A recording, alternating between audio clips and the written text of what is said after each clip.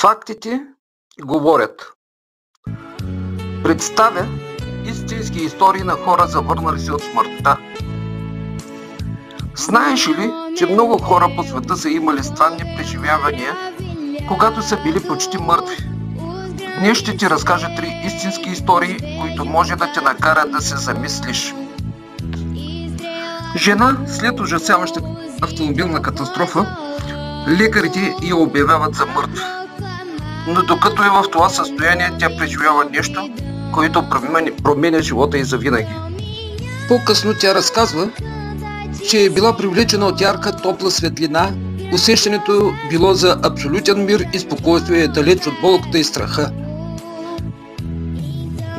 Когато се връща към живота, тя се събужда с дълбоко убеждение, че е надникнала в нещо повече от реалността. История 2. Един мъж изпада в клинична смърт за няколко дни.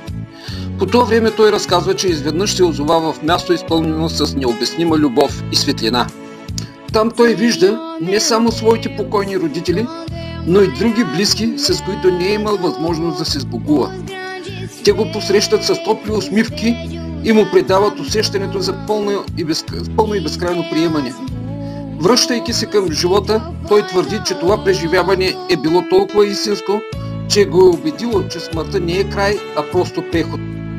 История 3. По време на сложна операция, един мъж неочаквано се събужда, докато е в това състояние той разказва, че видял ослепителна, но успокояваща светлина, която го обгръща. Всички тревоги и болки, свързани с операцията, изчезват, заменени от дълбоко чувство на мир и сигурност. Това кратко, но интензивно преживяване го кара да се замисли дали смъртта е краят или има още.